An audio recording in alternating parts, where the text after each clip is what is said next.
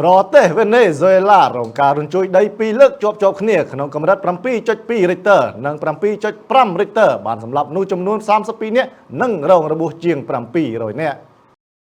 ប្រទេសវេណេស៊ុយអេឡាបានប្រកាសដាក់ប្រទេសនៅក្នុងភាពអាសន្នបន្ទាប់ពីមានការរញ្ជួយដីពីរលើកក្នុងកម្រិត 7.2 និង 7.5 រិចទ័រ បានវាយប្រហារដោយសម្លាប់មនុស្សយ៉ាងហោចណាស់ចំនួន 32 នាក់ ប្រតិបត្តិការស្វែងរកនិងជួយសង្គ្រោះដ៏សំខាន់មួយកំពុងដំណើរការបន្ទាប់ពីគ្រោះរញ្ជួយដីកាលពីថ្ងៃពុធម្សិលមិញនេះដែលបានបង្កការខូចខាតយ៉ាងធ្ងន់ធ្ងរជាពិសេសនៅក្នុងរដ្ឋធានីការ៉ាកាសហើយក្រុមសង្គ្រោះបន្ទាន់កំពុងស្វែងរកតាមគំនរបាក់បែកនៃអគារដែលដួលរលំខណៈដែលអាជ្ញាធរបានបិទអាកាសយានដ្ឋានសំខាន់របស់ប្រទេសនៅក្នុងទីក្រុងការ៉ាកាសផ្អាកថ្នាក់រៀននិងគេក៏បុគ្គលិកសុខាភិបាលដើម្បីឆ្លើយតបទៅនឹងគ្រោះមហន្តរាយនេះហើយការស្ទង់មតិនៃមតិភូកបសាសសហរដ្ឋអាមេរិកហៅកាត់ថា USGS បានប្រមានថាចំនួនអ្នកស្លាប់និងការខូចខាតអាចនឹងកើនមានឡើងថែមទៀតប្រទេសវេណេស៊ុយអេឡាត្រូវបានវាយប្រហារដោយការរញ្ជួយដីនៅម៉ោង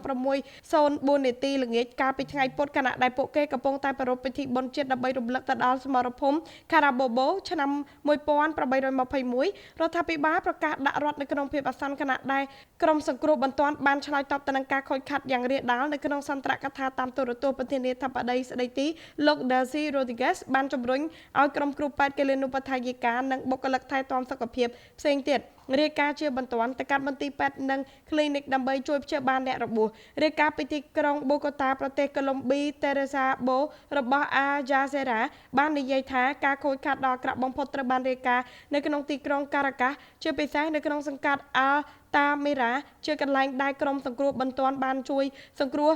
អ្នកនៅរស់រានមានជីវិតពីកំណត់បាក់បែកនៃអគារកម្ពស់ 22 ជាន់ខណៈដែលសាច់ញាតិកំពុងស្វែងរកមនុស្សជាទីស្រឡាញ់ដែលបានបាត់ខ្លួនអាជ្ញាធរបាននិយាយថាទំហំនៃការខូចខាតទាំងស្រុងកំពុងត្រូវបានគេវាយតម្លៃលោក Rodriguez ប្រធានាធិបតីស្ដីទីនៃប្រទេសបាននិយាយថាមនុស្សយ៉ាងហោចណាស់ចំនួន 32 នាក់បានស្លាប់និងប្រហែលជា 700 នាក់បានរងរបួសនៅក្នុងការរញ្ជួយដីនេះសង្កាត់ Altamira និង El Paraíso នៃទីក្រុងការ៉ាកាសគឺរងផលប៉ះពាល់យ៉ាងខ្លាំងបំផុតផងដែរការខូចខាតក៏ត្រូវបានរាយការណ៍ផងដែរនៅក្នុងទីក្រុង La Gora និងផ្នែកផ្សេងទៀតនៃកណ្ដាលប្រទេសវេណេស៊ុយឡាហើយក្នុងនោះគឺ USGS បានប្រមានថាចំនួនអ្នកស្លាប់អាចនឹងកើនឡើងបន្ថែមទៀតដោយសារតែអគារជាច្រើននៅក្នុងតំបន់ដែលរងផលប៉ះពាល់ត្រូវបានធ្វើពីឥដ្ឋដែលមានការពង្រឹងនឹង Adobe ដែលងាយរងគ្រោះជាទីបំផុតក្នុងអំឡុងពេលរញ្ជួយដីខ្លាំងយោងទៅតាម USGS គ្រោះរញ្ជួយដីដែលបានកាត់ឡើងនៅរដ្ឋយ៉ារ៉ាគុយភាគខាងលិចទីក្រុងការ៉ាកាសទី1គឺ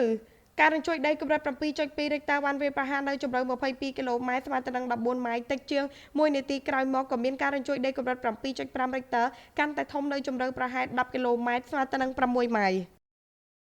ខ្ញុំបាទអិនរដ្ឋិចិត្រពី Big News